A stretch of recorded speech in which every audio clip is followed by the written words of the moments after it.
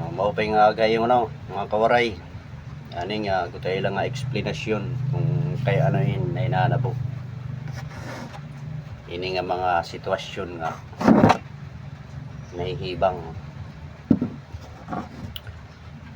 May date hiya tinatawag nga kuan nga pito.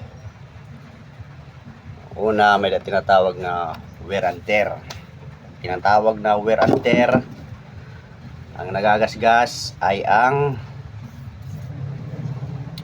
fibra mismo ng lining. So sa nakadepende naman itong inihiya drivers kung paano hiya mag clutch, maglaro ba, magmaniho. Tawag na wear and tear, katagalan mga 5 years, 3 years na nagamit, nawawala ng hatak kay nauubod na natin lining. Tapos pangalawa, tinatawag na overheating.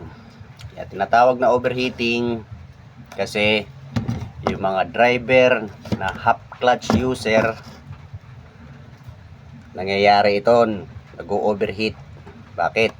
Kasi heat pressure plate, ang heat lining, kapag nag-half clutch ka, hindi maipit ng maigi itong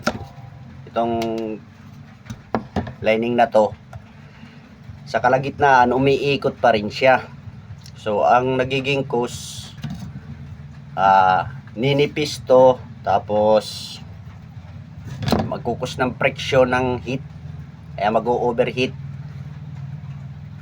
Diyan madadamage ang lining.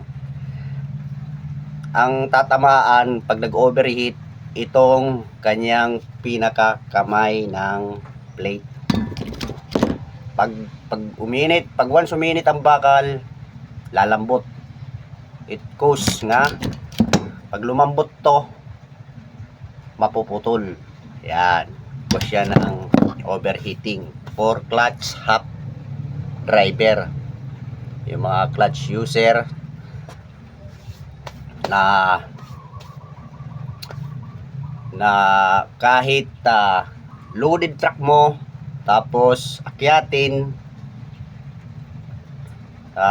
pinipilit, nakakwarta, nakakinta, tapos ito pa isang dahilan kung bakit hihiwalay ito, dahil itong mga kanyang spring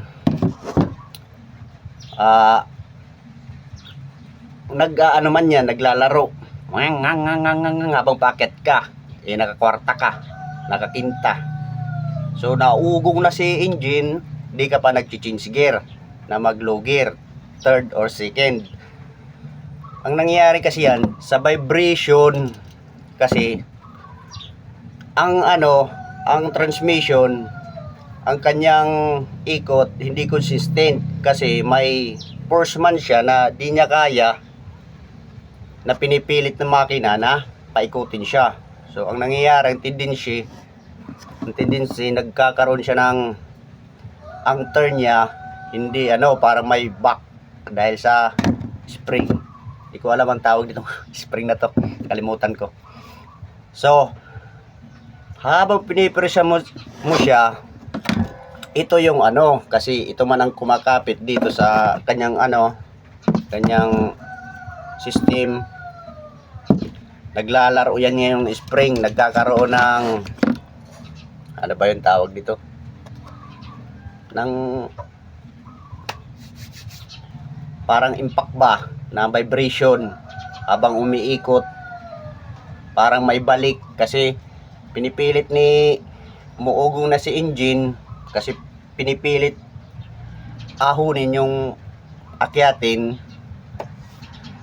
tapos si driver di pa mag-change gear, kaya yun napepersa ang ating clutch lining. So ayun, tapos sa mga iba pang senaryo, so haba at video, Ganito na lang muna, no. Kapag magdadrive tayo, pag-akyatin, pagkargado, pag humingi na ng gear si engine, kayo uugong man yan, change gear ka na agad. Huwag mo ipagpatuloy. Kasi ang mahihirapan dyan, si clutch lining. Tulad ang nangyari nito.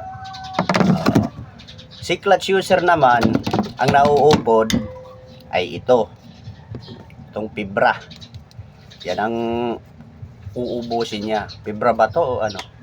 I don't know what called is this. Kasi nagiging iya kahimpang. So, ayan ano. So, thank you. Hanggang dito lang tayo. Short explanation lang sa mga driver. Huwag mag-half clutch kung sakali, kung ano. Tapos, pag umugong si engine, pag nanghingi ng clutch, ng cambio, ng gear, change gear, ibigay mo. Huwag mo siyang pagpahirapan yung makina. Kasi pag nahihirapan si makina, ang kapalit nito. Loaded ka, tapos aakyat ka ng akyatin, kwarta, quinta. Wala, di kaya. Uugong si engine mo, tapos nangangamuti yan lining mo. So hanggang dito lang mga kawaray. Thank you. Lesson for the day for drivers. Di naman kakwayo inaano, no. So explain lang para maingatan ang components ng ating mga trucks, sasakyan o ano pa mang ano yan, equipment ba o ano. Thank you. That's it for today. Mga kawaray, salamat. Follow na lang, follow. Thank you.